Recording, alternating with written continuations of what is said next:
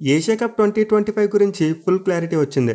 అంటే ఏ డేట్స్లో జరపబోతున్నారు, ఎన్ని టీమ్స్ ఆడబోతున్నాయి, అలాగే మ్యాచెస్ యొక్క షెడ్యూల్ అన్నీ కూడా రీసెంట్గా బయటకు వచ్చాయి. In fact official schedule almost 2 days back వచ్చింది.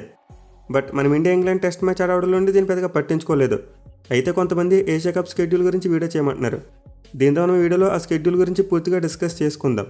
అండ్ ఆల్సో మన టీమిండియా మరియు పాకిస్తాన్ జట్లను ఒకే గ్రూప్లో యాడ్ చేయడం అండ్ ఈ రెండు జట్లకు మ్యాచ్లు పడడం మనం అయితే చూసాం. సో దీని గురించి కూడా మనం ఈ వీడియోలో డిస్కస్ చేసుకుందాం. అంటే ఇండియా మరియు పాకిస్తాన్ ఎందుకు ఒకే గ్రూప్లోకి వచ్చాయి, అలాగే మన టీమిండియా అసలు పాకిస్తాన్తో మ్యాచ్ ఆడడం అవసరమా, ఇలాంటి క్వశ్చన్ మార్క్స్ అన్నింటికి ఒక ఆన్సర్ వెతికే ప్రయత్నం అయితే చేద్దాం. సో ముందు ఏషియా కప్ యొక్క షెడ్యూల్ విషయానికి వస్తే సెప్టెంబర్ 9th స్టార్ట్ అయ్యి సెప్టెంబర్ 20th ఎండ్ కాబోతుంది. అంటే మొత్తం ఈ టోర్నమెంట్ 20 days జరగబోతుంది. అలాగే నెంబర్ ఆఫ్ మ్యాచెస్ విషయానికి వస్తే 19 మ్యాచ్లు ఆడబోతున్నారు. సో ఆల్రెడీ మనందరికీ తెలుసు ఈసారి ఏషియా కప్ T20 ఫార్మాట్లో ఆడబోతున్నారు. ఎందుకంటే next year ICC T20 world cup ఉంది. అదే నెక్స్ట్ ఇయర్ 2027 ఏషియా కప్ విషయానికి వస్తే వన్డే ఫార్మాట్లో ఆడతారు. ఎందుకంటే ఏడాది ఐసీసీ వన్డే వరల్డ్ కప్ని నిర్వహించబోతుంది. సో ఇలా ఏషియా కప్ ఫార్మాట్ అయితే ఐసీసీ T20 మరియు వన్డే వరల్డ్ కప్ని దృష్టిలో పెట్టుకుని ప్రతి 2 ఏళ్ళకి ఆల్టర్నేటివ్గా జరుగుతూ ఉంటుంది. అంటే T20 వరల్డ్ కప్ దగ్గరలో ఉన్నప్పుడు T20 ఫార్మాట్లో పెడతారు. అలా కాకుండా వన్డే వరల్డ్ కప్ దగ్గరకు ఉంటే ఏషియా కప్ని వన్డే ఫార్మాట్లో పెడతారు. సో దీని ప్రకారం ఈసారి T20 ఫార్మాట్లో ఏషియా కప్ని జరపబోతున్నారు. అండ్ ఆబ్వియస్లీ T20 ఫార్మాట్ అంటే మ్యాచ్ యొక్క టైమింగ్స్ తక్కువగా ఉంటాయి.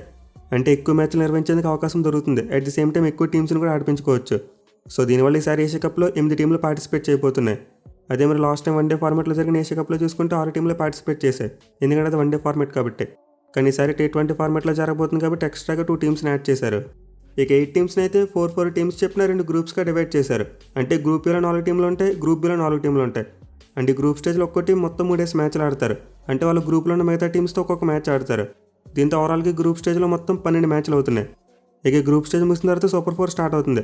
అంటే ఈ సూపర్ 4 స్టేజ్లో 4 టీంలు ఉంటాయి. అంటే గ్రూప్ ఏలో ఉన్న టాప్ 2 టీమ్స్, గ్రూప్ బిలో ఉన్న టాప్ 2 టీమ్స్, ఈ 4 జట్లు కూడా సూపర్ 4 ఆడతాయి. అండ్ ఈ సూపర్ 4 స్టేజ్లో చూసుకుంటే మొత్తం 6 మ్యాచ్లు ఉండబోతున్నాయి. అండ్ దాని చివరిగా చూసుకుంటే ఫైనల్ మ్యాచ్లో టాప్ 2 టీమ్స్ తలపడతాయి. అంటే సూపర్ 4 స్టేజ్లో ఆడబోయే 4 టీంల యొక్క పాయింట్స్ టేబుల్లో ఏ 2 టీంలు అయితే టాప్ 2లో ఉంటాయో ఆ 2 టీంలు ఫైనల్ మ్యాచ్ ఆడతాయి. సో ఈ విధంగా మొత్తం 19 మ్యాచ్లను 20 రోజుల వ్యవధిలో షెడ్యూల్ చేశారు. అండ్ ఆల్మోస్ట్ ప్రతిరోజు కూడా మ్యాచ్ ఉంది. కేవలం సెప్టెంబర్ 27th మాత్రమే మ్యాచ్ లేదు. అలాగే సెప్టెంబర్ 15th చూసుకుంటే అంటే మండే రోజు చూసుకుంటే 2 మ్యాచ్లు ఉన్నాయి. సో మొత్తం షెడ్యూల్లో సెప్టెంబర్ 15 మాత్రమే 2 మ్యాచ్లు ఉన్నాయి. మిగతా రోజులు కూడా ఒక్కో మ్యాచ్. ఇక టైమింగ్స్ విషయానికి వస్తే ఆబ్వియస్లీ ప్రతి మ్యాచ్ కూడా 7:30 PM స్టార్ట్ అవుతుంది. అంటే మనకి ఐపీఎల్ మ్యాచెస్ ఏ టైంకి స్టార్ట్ అయ్యావో ఆ టైంలోనే స్టార్ట్ అవుతాయి. ఈవెన్ డబుల్ హెడర్ ఉన్న రోజు కూడా 2 మ్యాచ్లు కూడా 7:30 PM స్టార్ట్ అవుతాయి. ఇక వెన్యూ విషయానికి వస్తే యాక్చువల్గా ఎడిషన్ను మన ఇండియా వాళ్ళు హోస్ట్ చేయాలి. అంటే మన ఇండియా వేదికగా ఏషియా కప్ జరగాలి. బట్ ఛాంపియన్స్ ట్రోఫీకి ముందు పాకిస్తాన్తో ఇష్యూస్ కారణంగా వేదికను అయితే మార్చేశారు, యూఏఈకి షిఫ్ట్ చేశారు. అయితే యూఏఈలో మ్యాచ్లు ఏ గ్రౌండ్లో జరుగుతున్నది ఇంకా కన్ఫర్మ్ చేయలేదు. అంటే దుబాయ్ వేదికగా ఆడతారా, అబుదాబి వేదికగా ఆడతారా, లేకపోతే షార్జా వేదికగా ఆడతారా, ఇది ఇంకా కన్ఫర్మ్ కాలేదు. ఇన్ఫాక్ట్ ఖచ్చితంగా మల్టిపుల్ గ్రౌండ్స్లో అయితే ఆడతారు. మోస్ట్లీ ఏషియా కప్ అబుదాబి మరియు దుబాయ్ గ్రౌండ్స్లో జరగవచ్చని అంటున్నారు. కానీ అఫీషియల్గా చూసుకుంటే మాత్రం ఏ మ్యాచ్ ఏ గ్రౌండ్లో జరుగుతుందో ఇంకా క్లారిటీ లేదు. కేవలం మోస్ట్ కంట్రీ యూఏఈని ఫిక్స్ చేశారంతే. ఇక బ్రాడ్కాస్టింగ్ విషయానికి వస్తే ఏషియా కప్ మొత్తాన్ని సోనీ స్పోర్ట్స్ వాళ్ళు లైవ్ స్ట్రీమింగ్ చేయబోతున్నారు. అంటే టీవీలో లైవ్ అనేది సోనీ స్పోర్ట్స్ ఛానల్స్లో వస్తుంది. అండ్ మొబైల్లో చూసుకుంటే మోస్ట్ లైక్లీ సోనీ లివ్ యాప్లో రావచ్చు.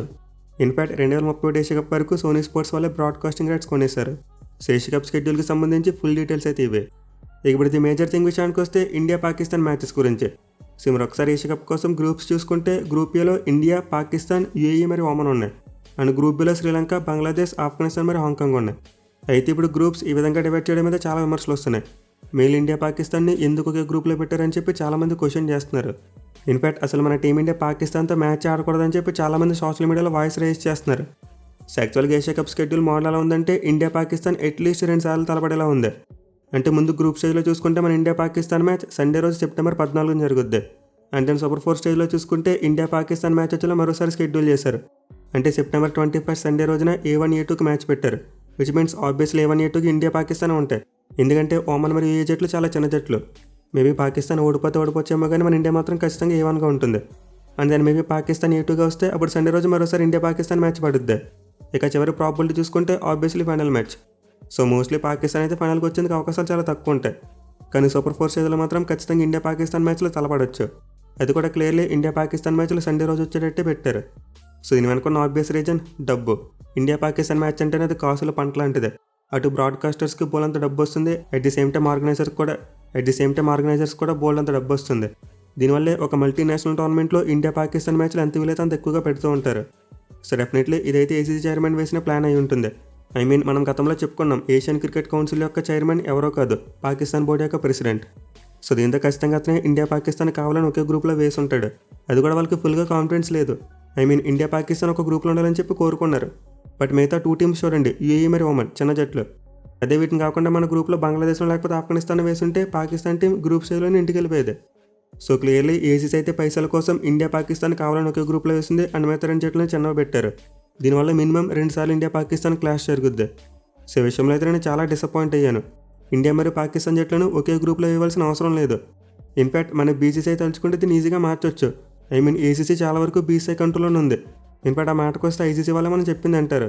అలాంటిది మన బీసీసీ ఏసీసీని ఆర్డర్ చేయలేదా? ఇండియా మరియు పాకిస్తాన్ జట్లను ఒకే గ్రూప్లో వేద్దని చెప్పి గట్టిగా అడగలేదా? ఖచ్చితంగా అడగగలదు. కానీ మన వాళ్ళ విషయంలో సైలెంట్గా ఉండడం నాకేమాత్రం నచ్చలేదు. ఒకే గ్రూప్లో ఉండకపోవడం అనేది ఖచ్చితంగా మన చేతుల్లో ఉంది. మన బీసీసీ అడిగితే అది ఏసీసీ అయినా సరే లేకపోతే ఐసీసీ అయినా సరే ఖచ్చితంగా చేస్తుంది. సో నాకౌట్ మ్యాచెస్ అంటే ఇంకలానే తప్పదు. మల్టీనేషనల్ టోర్నమెంట్స్లో పాకిస్తాన్తో ఆడాల్సిందే. ఎందుకంటే మనం నాకౌట్ మ్యాచెస్ని బాయ్కాట్ చేస్తే మనం ఇంటికి వచ్చేస్తాం. పాకిస్తాన్ వాళ్ళు ఈజీగా పైకి మూవ్ అయిపోతారు. బట్ గ్రూప్ స్టేజ్లో చూసుకుంటే మాత్రం ఇలా ఒకే గ్రూప్లో రాకుండా బీసీసీ తలుచుకుంటే చర్యలు తీసుకోవచ్చు. కానీ మన వాళ్ళు మేబీ దీన్ని ఇగ్నోర్ చేసి ఉండొచ్చు. ఎందుకంటే ఏసీసీ యొక్క రెవెన్యూ అంతంత మాత్రంగానే ఉంది. ఇన్ఫాక్ట్ మన బీసీసీ వాళ్ళకి ఫండ్స్ ఇస్తూ ఉంటారు. దీంతో ఏసీసీకి రెవెన్యూ క్రియేట్ చేయడం కోసం ఇండియా మరియు పాకిస్తాన్ జట్లను ఒకే గ్రూప్లో యాడ్ చేయడానికి ఒప్పుకొని తీరుండాలి. అయితే అసలు చాలామంది పేల్గామ్ అటాక్ని దృష్టిలో పెట్టుకుని ఇండియా పాకిస్తాన్తో మ్యాచ్ ఆడకూడదని కోరుకుంటున్నారు. గ్రూప్ స్టేజ్ అయితే ఏంటి లేకపోతే నాకౌట్ అయితే ఏంటి, అసలు మ్యాచ్ ఆడకూడదని చెప్పి అంటున్నారు. కానీ నిజానికి ఇలా మల్టీనేషనల్ ఈవెంట్స్లో బాయ్కాట్ చేయడం మన ఇండియాకు చాలా డ్యామేజ్ చేస్తుంది. పర్టికులర్గా మన భారతదేశం గ్లోబల్గా చాలా ఎదుగుతున్న కంట్రీ. మన వాళ్ళు 2036 ఒలింపిక్స్ని హోస్ట్ చేయాలని చూస్తున్నారు. ఒకవేళ అది కానీ జరిగితే మన ఇండియాలో మిగతా స్పోర్ట్స్ కూడా బాగా పాపులారిటీ పెరుగుతుంది. అండ్ గ్లోబల్గా స్పోర్ట్స్ ఈవెంట్లో చూసుకుంటే మన ఇండియా కూడా ఇమేజ్ పెరుగుద్ది.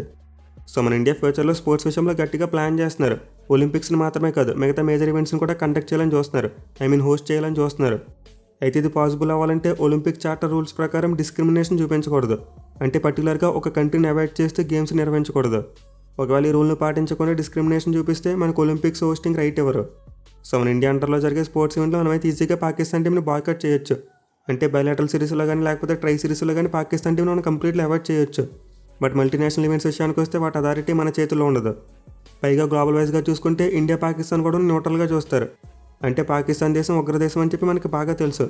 కానీ ఊళ్ళో మిగతా కంట్రీస్ చూసుకుంటే మాత్రం అంతలా చూడరు. రెండింటిని కూడా ఈక్వల్ కంట్రీస్గానే చూస్తాయి.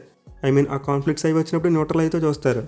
సో దీంతో మనం మల్టీనేషనల్ ఈవెంట్స్లో పొలిటికల్ దృష్ట్యా పాకిస్తాన్ టీంని అవాయిడ్ చేస్తే దాన్ని డిస్క్రిమినేషన్గా భావిస్తారు. మేలే ముందు చెప్పినట్టు ఒలింపిక్ చార్టర్ రూల్స్ ప్రకారం ఇది విరుద్ధం. పొలిటికల్ ఇష్యూస్ స్పోర్ట్స్కి తగిలించి ఏ కంట్రీని కూడా బాయ్కాట్ చేయకూడదు. ఒకవేళ అలా చేస్తే దాన్ని డిస్క్రిమినేషన్గా భావిస్తారు. సో పాకిస్తాన్కి అలానే ఎదగాలి పైకి వెళ్ళాలని చెప్పి ఉద్దేశం లేదు. వాళ్ళకి ఎప్పుడు కూడా మన ఇండియా మీద పడేయడం అలవాటు. వేరేజ్ మన ఇండియా విషయానికి వస్తే మనం గ్లోబల్గా టాప్లోకి వెళ్ళాలని చూస్తున్నాం. అంటే వన్ ఆఫ్ ది స్ట్రాంగెస్ట్ కంట్రీస్గా మారాలని చూస్తున్నాం. దీంతో మన అన్ని విషయాలు కూడా చాలా జాగ్రత్తగా జియో పాలిటిక్స్ని మెయింటైన్ చేయాలి. సో దీనివల్ల మల్టీనేషనల్ టోర్నమెంట్ విషయంలో గవర్నమెంట్ మన ఇండియాకు పర్మిషన్ ఇస్తుంది పాకిస్తాన్తో ఆడడానికి. అదర్వైజ్ మిగతా సందర్భాల్లో పాకిస్తాన్తో ఏ స్పోర్ట్స్ కూడా ఆడేందుకు ఛాన్సే లేదు. అయితే కొంతమంది అడగొచ్చు, రీసెంట్గా WCLలో మన టీమిండియా పాకిస్తాన్ మ్యాచ్ను బాయ్కాట్ చేసిందని చెప్పి. రిటైర్ అయిన క్రికెటర్స్ ఆడుతున్న WCL లీగ్లో మన టీమిండియా పాకిస్తాన్ మ్యాచ్ను బాయ్కాట్ చేశారు. ముందు హర్భజన్ సింగ్ ఆడినంటే ఆ తర్వాత మిగతా ప్లేయర్స్ కూడా అతను బాటలో వెళ్ళారు. దీంతో ఆ మ్యాచ్ కంప్లీట్లీ క్యాన్సిల్ అయిపోయింది. దీంతో ఇప్పుడు WCLలో చేసినట్టు ఏషియా కప్లో కూడా చేయాలని చెప్పి కొంతమంది ఫ్యాన్స్ కోరుకుంటున్నారు. అంటే మన టీమిండియా ప్లేయర్స్ పాకిస్తాన్తో మ్యాచ్ను బాయ్కాట్ చేయాలని చెప్పి డిమాండ్ చేస్తున్నారు. బట్ ప్రాక్టికల్గా చూసుకుంటే ఇది పాసిబుల్ కాదు. ఎందుకంటే WCL ఒక ప్రైవేట్ లీగ్ లాంటిది. దానికి పెద్దగా ప్రజాదరణ లేదు. ఇన్ఫాక్ట్ రెవెన్యూ వైజ్ చూసుకున్న వాళ్ళకి అంత రెవెన్యూ కూడా రాదు. అలాగే ప్లేయర్స్ ప్రొఫైల్ వైజ్ చూసుకున్న ఒక పార్ట్ టైం లీగ్ లాంటిదే. అంటే ఆల్రెడీ రిటైర్ అయిపోయిన క్రికెటర్స్ ఆడతారు కాబట్టి వాళ్ళ ఫ్యూచర్ మీద పెద్దగా డాకా ఉండదు. కానీ ఇప్పుడు మన టీమిండియా ప్లేయర్స్ విషయానికి వస్తే వాళ్ళకి అంత ఫ్రీడమ్ లేదు. బీసీసీ అండర్లో ఆడుతున్నారు. ఒకవేళ మన ప్లేయర్స్లో ఎవరైనా బాయ్కాట్ చేస్తామంటే వాళ్ళ కెరియర్కే ప్రమాదం. ఫ్యూచర్లో మన టీమిండియాలో చోటు దొరుకుతుందో లేదో కూడా చెప్పలేం. ఎందుకంటే ఇప్పుడు ఒక ప్లేయర్ బాయ్కాట్ చేసి తీసుకొచ్చి మరో ప్లేయర్ని పెట్టేస్తారు. పైగా ముందు చెప్పినట్టు ఇది ఒక ప్రొఫెషనల్ మల్టీనేషనల్ ఈవెంట్. అంటే తమ కంట్రీస్ని టాప్ లెవెల్లో రిప్రజెంట్ చేస్తే ఆడే టోర్నమెంట్ ఇది. వేరే WCL టాప్ లెవెల్ కాదు, అది ఇంటర్నేషనల్ లెవెల్లో అంతలా కౌంట్ కాదు. సో మన ప్లేయర్స్ అయితే ఖచ్చితంగా బాయ్కాట్ చేయరు. బీసీసీ ఆడమంటే ఆడతారు. కానీ ఖచ్చితంగా ఇండియా పాకిస్తాన్ ఒకే గ్రూప్లో ఉండకుండా అడ్డుకోగలిగే పవర్ అయితే మన బీసీసీ దగ్గర ఉంది. బట్ అది చేయలేకపోయారు. సో ఈ విషయంలోనే నేను చాలా డిసప్పాయింట్ అయ్యాను. అదర్వైజ్ మల్టీనేషనల్ నాకౌట్ మ్యాచెస్లో మన టీమిండియా పాకిస్తాన్ ఆడక తప్పదు. సో చూద్దాం మరి. ప్రజెంట్ అయితే ఇండియా పాకిస్తాన్ ఒకే గ్రూప్లో వేసుకున్నందుకు గట్టిగానే క్రిటిసిజం వస్తుంది. మరి దీనికి రియాక్ట్ ఇండియా పాకిస్తాన్ వేరే గ్రూప్స్లో ఏమైనా పెడతారా లేకపోతే ఈ విధంగానే కంటిన్యూ చేస్తారో చూడాలి. మరి మీరు ఈ విషయం మీద ఏమనుకుంటున్నారో మీ ఒపీనియన్ కింద ఖచ్చితంగా కామెంట్ చేయండి. అలాగే మన ఇండియా పాకిస్తాన్తో మ్యాచ్ ఆడడం మీకు ఇష్టమో కదా కింద అది కూడా కామెంట్ చేయండి. Thank you for watching. Have a nice day.